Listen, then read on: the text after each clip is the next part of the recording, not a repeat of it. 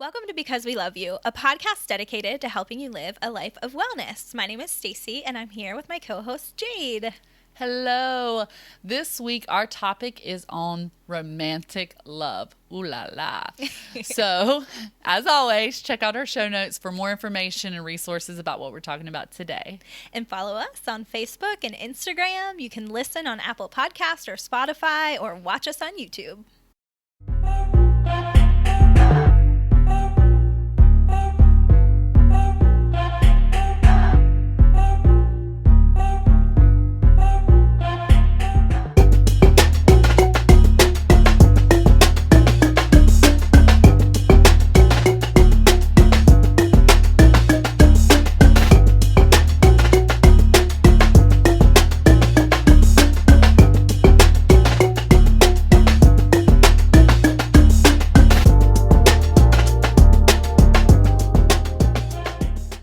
Romantic love in the month of February. Yes. How special, how typical. We have to talk about love Of course, in February. love. Honestly, though, like when I think about the month of February, it's not my favorite month. I'm sorry for all you people born in February, but I think we had to make something like exciting about February because it's like we have one more month until the time change, until it is warm outside. So let's put a lot of loving and fun trips and date nights and things that are fun in February. So that's what February is about. It's a month of love. So this is romantic love. And I think it's so interesting. We are on our 15 years combined, not together, but we've both been married for 15 years. Not to each other, to be clear. Although you're probably wondering at this point. Of that with our husband. No, we haven't even known each other for 15 years. That's right. But 15 years has definitely changed our perspective on romantic love, right? It's funny. I was just talking with my husband about this the other day, and we were talking about like those kids who were standing up there on that altar saying we'll love each other forever. They didn't, if they only knew, right, what was coming. How old were you when you got married? 23. Oh, wow. I was 19 or 20. Sorry. I was 19 when I got 20. Ooh. 20. Yeah, you're a baby. What the mess? Who lets their 20-year-old up there on that altar? Your frontal lobe's not even formed. Let's set some parameters here. I'm so glad my mom and dad did, though. That would have been a bad moment. But it's so easy to be filled with the love movies of the world and the love couples and to see all these things. And how does that? What's your favorite love story? Oh gosh, I don't know. There's so many. I love love and I love romantic comedies. One that comes to mind that I watch every holiday season is Love Actually. Do you remember this? I haven't watched it as much as you have, but yeah. I mean, I think of this like, it's funny as we talk about the difference between, reality and the ideal that we see in movies. And I so vividly think of this scene where this guy is standing outside of the house of his best friend and his wife who just got married, and he like did their, he was their videographer, and he holds up these cards and he's like, tell him that it's carolers, and then there's all these things like I've been in love with you and all this stuff, right? And in a movie it's like, oh my gosh, right? But imagine if this happened in real life, like someone came up to your house and was expressing their love to you, your husband's best friend. I would be like, what? Stop that. No, but in a movie it's so beautiful. Yeah. It's like, so weird, right? Really, it was true love. They're soulmates. Yeah. And in real life, it's like, no, you had your chance. And yeah. It's like, buddy, too late. Too little, too late. Get out of here. Yeah. I love how and we've talked about this. We're watching the series Sweet Magnolia right now. And one of the couples that we love so much is like the woman is going through this divorce. Yeah. But Maddie, if you're watching, is going through this divorce, and we should be totally supporting, like, get back together, reunification. This is what we're doing, because that's like what I would tell a friend, like if they were going through that. But on this show, it's like, oh, Cal, go for Cal, the sexy, go for the single baseball player coach, with all of the muscles. Do it. And it's like that's not realistic. I mean, even though that's the easier thing, it's like to go for something new and different. The hard thing is work at it. Yeah. It's work. Yeah. It's effort. And I think that's the difference, that when we are 15 to 21, when we're thinking about getting married, we're like, we don't realize how much work it is. Absolutely. It's hard. And, we think about why does love matter? Like, is it really all it's cracked up to be? Do we really need a partner in that way? Like, is it important? And I think it's interesting to look at the research on romantic love and just the power of connection. Of course, we've talked about community before, how we're wired for it. And if you're not married or you're, not into the idea of marriage, one thing that may surprise you is that people are happier when they're married, report, greater well-being. And so when you look at people when they're in romantic relationships, they're healthier, they're wealthier, they're happier, they live longer, they have better immune responses. So, it's maybe all it is cracked up to be. Yeah. It's clearly worth it if we put the work in it. Yes. Worth it if you work it. Worth it. I love it. I love it. That's our tagline.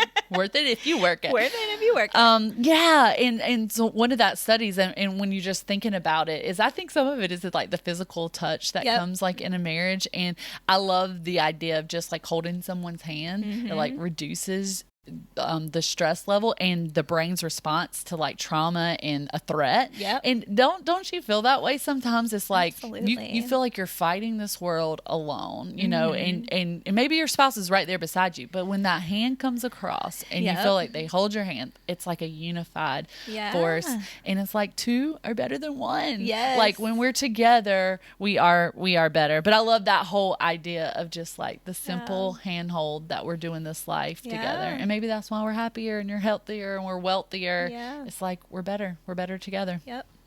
I love that.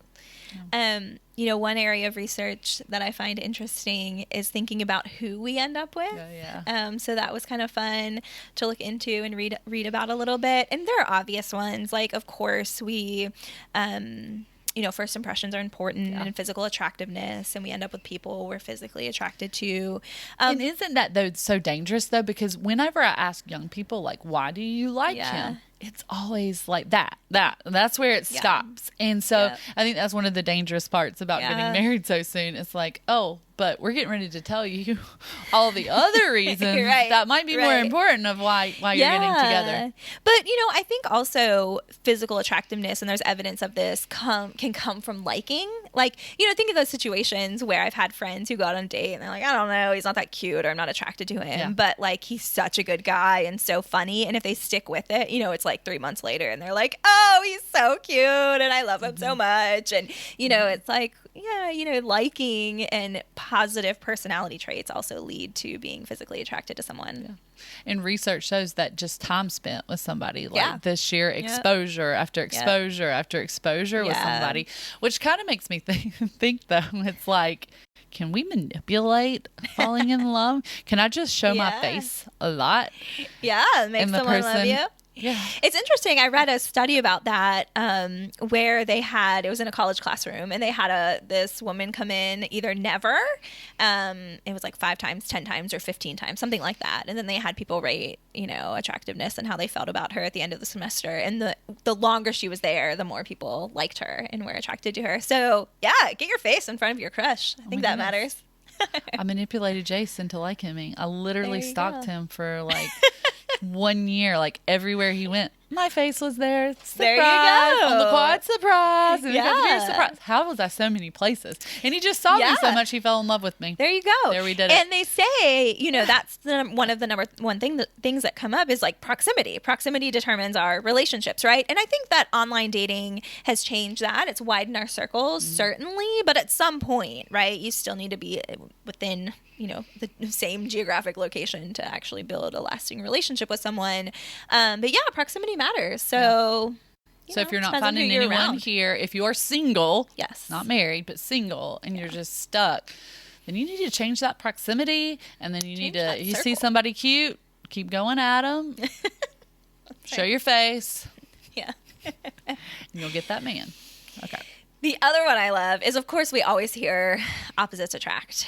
And there's really not a lot of evidence of that, which I think is funny. We actually end up with people that are similar to us. And that's true in terms of looks. That's true in terms of, religious beliefs, race, ethnicity, political beliefs, like values, ideals, that kind of stuff that actually, meeting someone and being with someone who's totally different from you on those core things would be really hard. Yeah. Right. Which makes sense because imagine every day coming home and everything's a battle. Like, I think this. No, I think you're wrong. I think this. That's so hard, especially when it's your person, right? Yeah. Feels so much better when it's like, yeah, that's a great point. I agree with you. Like, that validation feels great. I think it's hard too. Some people are not always as honest during those dating years. And so sometimes they act like they like some things more than they like them. And it's so important for us to be our true self when we're in those relationships before we pick that person, because we are kind of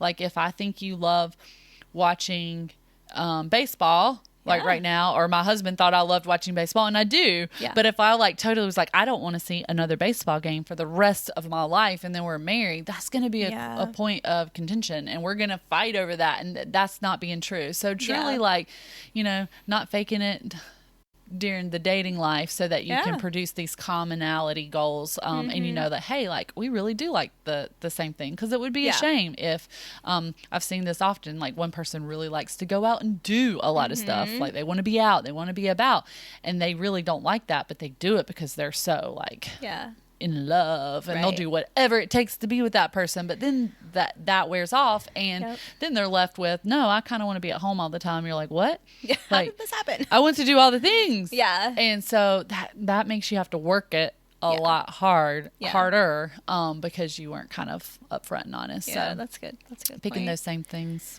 Yeah. Yeah, I think the one kind of caveat or thing to keep in mind is, of course, we do look for people who complement us, like our strengths and weaknesses, kind of related to what we talked about last week.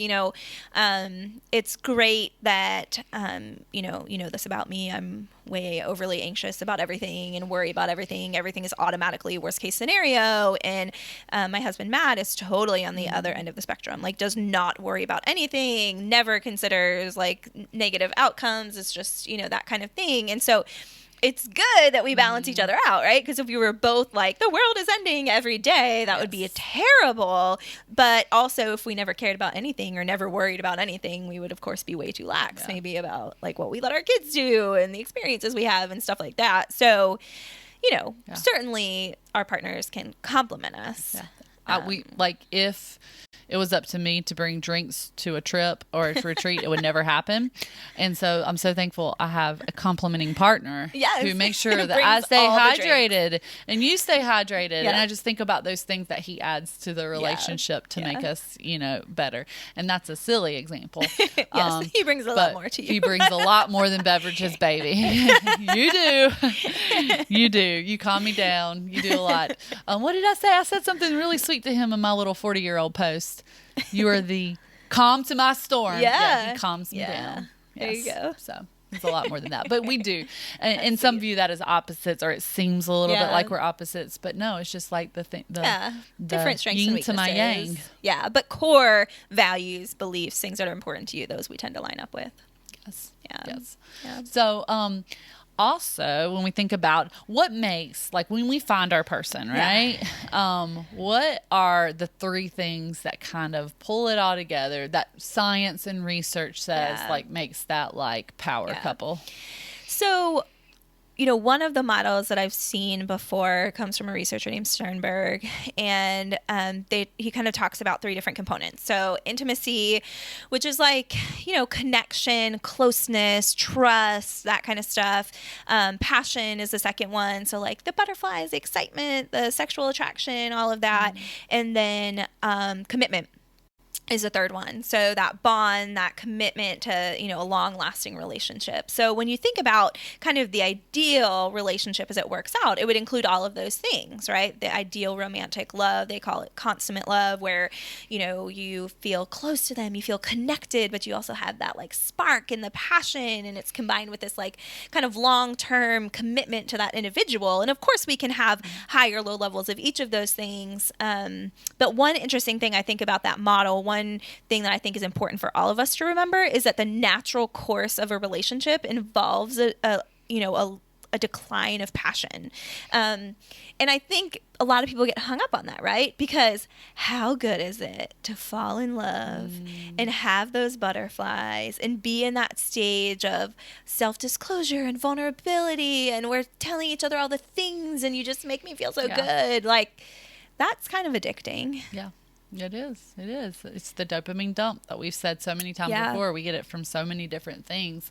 And I think the sign of maturity is realizing that life can't be just the dopamine dump. It has to be the slow, the steady, the commitment piece to that, the intimacy piece. You know, passion is short-lived, you know. At least like the stupid, obsessive passion, right? Of course we can still have passion. But even in a relationship, passion, the sheer word of it comes in bursts. Like we can't be passionate all day long. Like, you know, even if you're at a sporting event, even some of the game is boring. You're not passionate for 2 hours. Like, whoa! You're passionate in bursts. And so when you put that timeline, even in a long-standing relationship, it's just so short-lived. It's the other two that kind of carry that, and that's where the work comes in. Like, intimacy is hard work. And commitment is a choice.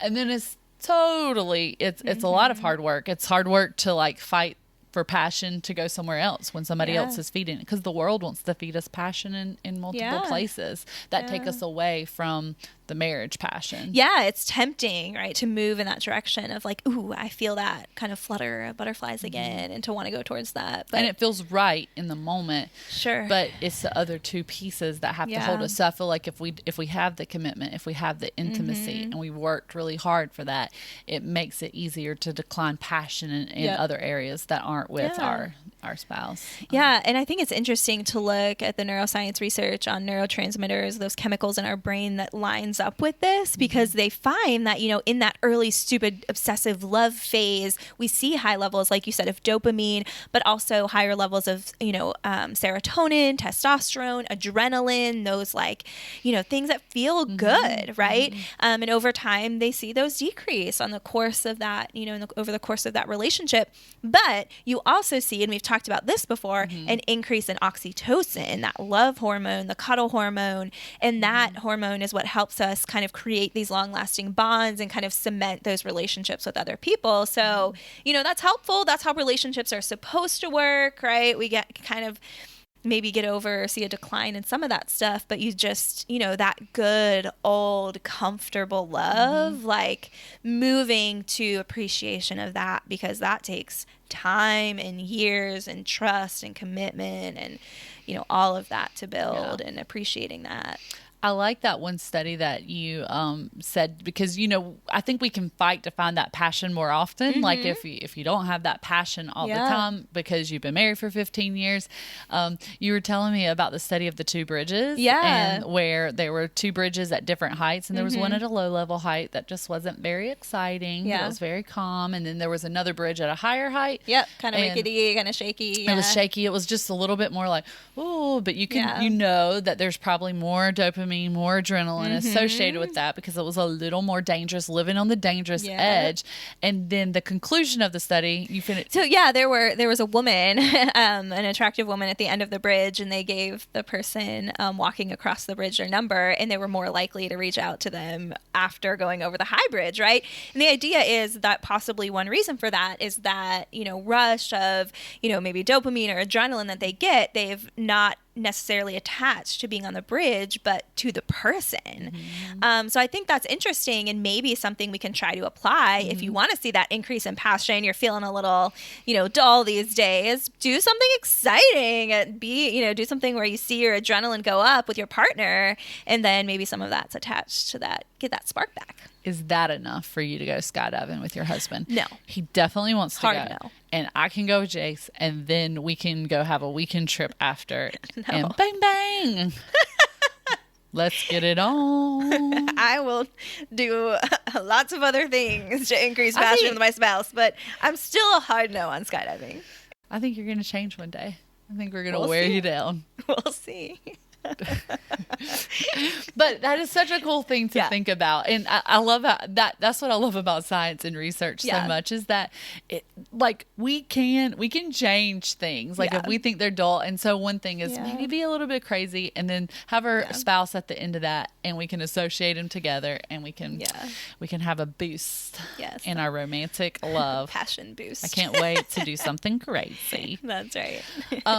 Another thing that I loved about that is when you think about, you know, a lot of things are based off of passion, that initial attraction, but that's not what's necessarily linked to a healthy relationship, a healthy romantic relationship. And the other things are like the commitment and stuff. So for us young people, we really need to look at those goals. Yeah, for sure. And whatnot. So we were reading a lot about Dr. John Gottman. Is he a doctor? Yeah. Yeah. Dr. John Gottman. And so we had a lot of fun stuff with him. He is like actually a relationship guru. Yes, the and expert. He has all the things. I mean, he set up a love lab, which is pretty cool. Yeah. And imagine being an actual love doctor. I love that. Yeah. It is interesting. And his stuff is a lot of it's very complicated. Yes. I mean, he actually has mathematical equations models of love, predicting divorce, and he says he's 90% accurate, which makes me very nervous to like go and be inspected by him and say, are we gonna last? But I guess wonder if that would be a cool thing to do, is that could be fun. You know, before you get married, say, we need to go to the love doctor and be inspected, and if he can give us the okay, then I'll marry you. I like that. Maybe something like that. But one thing I did really like about him, so hard for me, but when you're thinking about making a relationship work, he has this principle of 5 positive interactions to 1 negative. Yeah, the 5-1 rule. Interactions. Oh my goodness, that's a lot of positive. That's true. I understand that's something that you struggle with.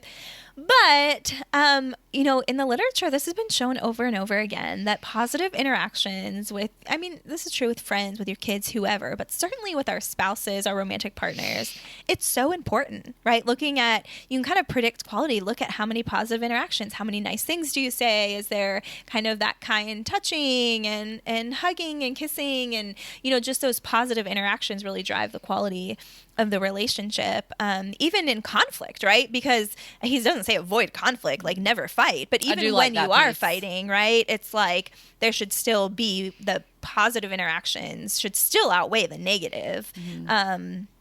Interesting. He definitely doesn't. Conflict actually doesn't even go into that equation, because you can do conflict positively. Yeah, you can do it well, for sure. And that is harder, and it does take a little bit more work, and it takes a little bit more denying the flesh of our words and what we want to say.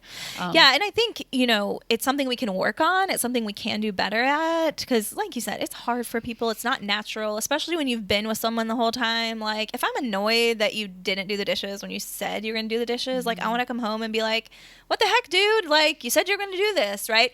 But I think remembering that we have the power to control the tone of those interactions, rather than coming home and saying a smart remark or something sarcastic, that we can do it in a positive way. Like, we can create a positive environment. I think that that's important to note, that it's even internally and in our brain. So maybe we don't voice those negative things. Yeah. But if we're thinking negative things throughout the day about someone or our spouse, it might be that they do the littlest thing when you get home, but that might be the trigger in your brain that like attacks them, and they may not even know, because you've been silent. Like, you haven't said those things that are brewing, and you just keep brewing and brewing and brewing, and then they forget, you know, ketchup at the grocery store, and that's the key ingredient to your meatloaf. And you're like, what a loser. Like, why? And you like, the ketchup of all things. And he's like, it was ketchup, but you had been thinking of X, Y, Z, all of the things. And so, I mean, that's something for me. It's like, he's not aware of what goes on inside of my brain. So I have to control my brain too. So if I'm going to do this, it's not necessarily to what I say to him, which can be beneficial, and he needs to hear positive things, but it's also what I think about him. That's good. So controlling, like, if I'm down this pattern of he is not this, he is not this, he didn't do this, then stopping that and correcting it before it becomes a big argument. Yeah. What are the good things? What has he done? All of that I think is good. You know, when I think about this though, something else that popped up a lot in the literature when I was reading about this was the idea of equity, that's really important to have a high quality relationship. And so I think the positive piece is hard if the relationship is not equitable. Like if you truly are the one who always does the dishes, if you're giving more of your possessions, of your time, of your effort, like that's not going to work. And just being positive is not gonna fix that. I think both partners have a responsibility to contribute equitably. Does that mean that we contribute the same? Like that I have to do the dishes 50% and he does 50%, and I do half the laundry and he does? No, right? Like he always cuts the grass. I do that 0% of the time, right? So there are other things that I do so that, you know, we're both giving and receiving equitably. And that can be like a simple conversation too, just to say, I feel like this is a huge burden, and maybe it is you know, something that when we had this conversation, like cleaning the house was just so hard to keep up with, and when we had a conversation based on that, we said that, okay, well, we're just going to pay for somebody every so often to deep clean this house, because this is something that we're both struggling with, especially with two people that work, and that's the standard today, is both husband and wife are working, and that's super hard. It's hard to keep up with all those tasks. So I would just say, if we really want the romantic love, that we need to have more conversations about how we feel. You know, are you feeling overworked, overused, and then somebody, you know, can change it, because it might be as simple as just you being the drop off person for a kid to gymnastics. Like that is a thing that drives me crazy. That's the one thing that I feel like, you know, you never do, and be like, oh, that's simple. Like I can take her, or I can pick her up, or I can pick him up. Things like that. And so we can work through it. Yeah, and I like that you brought up feelings, because it's not necessarily just division of labor, although that's really important. Like, it's funny, I was reading a piece that in a survey, it's one of like the top 3 things that people say is important in a partner. Like, you know, I want someone I like, but, you know, I also really need someone who'll do the dishes. But, you know, the feeling piece, that you're giving emotionally as much as you're receiving. So one person can't always be the shoulder to cry on, the supportive one, the one who's being vulnerable, the one who's opening up. Like, both of you need to be giving and receiving in those kind of emotional ways too. And you know, we've talked about this before, even the love languages. This is a perfect way to have equity there, is saying, hey, I know that I don't necessarily want to do this all the time, but that's your love language, so I'm going to make sure I do it sometime. And vice versa, saying, you know, like, if it is words of affirmation, it may be hard. It's hard for me, but to really think about those things that I appreciate and make sure that they're done so that the person feels like they're valued. Yeah, that's good. Yeah. The other thing, kind of the last thing that I really liked was the idea of self-disclosure being so important in relationships. And, you know, I think we've joked about this, but on a serious note, I think sometimes we stop doing that in our relationships after a certain point of time. Like, I think it's very easy for me and you as friends, like, to do this where we'll, you know, I only see you, you know, once a week or so, and then to be like, oh, like, how was your week? And we'll go deep pretty quickly. But, you know, we get in the routine with our spouses sometimes coming home, just being like, how was work? Work was fine. How was your day? Good. Moving on. Now let's do dinner and get the kids to bed, right? And it's like, how often do you actually sit down with your spouse and, you know, get vulnerable and say the things you're thinking? Like, you know, like, but we joke about that. Like, our husbands will be like, wait, we didn't talk about this. Like, how does she know? Like, you know, just because you think, because I know it, he knows it because we've been together so long, but I didn't say it to him. Yeah. That's hard, and that takes time and work. My husband just recently got this game. It's like a relationship game, and it's questions like this, like if you want to take your relationship, even friend or romantic relationship, to the next level, there's these questions, and you can play it in a game form. But what we found sometimes is it just actually sits by the bed, and we'll just pull a question out before bed. You know, just opens it up, and so cool to know that. my husband doesn't like it because I get like very stimulated by the question sometimes. I'm like ready to go deep, and he's like, it still is 10:30. Yeah.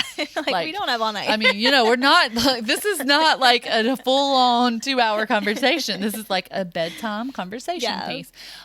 But it's fun, and you don't realize how close that brings you. It reminds me, and this is not romantic love, but we were on a Breeback vacation, and we wanted to play a game, and we played this game, 36 questions to fall in love with one this was another. like a thing that went viral online like a few years back, and it was this whole thing that came out from Dr. Arthur Aaron, who's out of Stony Brook University, and came up with 36 questions to make you fall in love with anyone, right? Which is so funny. But we did it, as friends with our parents and our spouses. It worked on my mother, kids. totally. Yeah, she's in love. She talks about that. That was like it probably will make a highlight of her life. Yeah. But just like hearing everyone's answers, and it would start out with like questions like, describe your perfect day. Yeah, like very surface. Fun, but easy, fun. but like cool to learn that about people. Yeah. And what is the idea of their perfect day. Yeah, and then it works towards increasingly more serious and deeper, more vulnerable types of questions.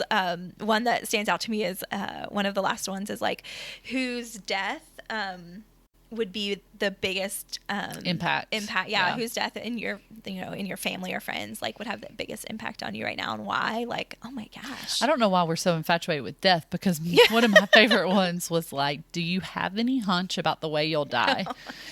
Like, but such an interesting question. Do you have any hunches how you'll die? I don't want to talk about it. Do you?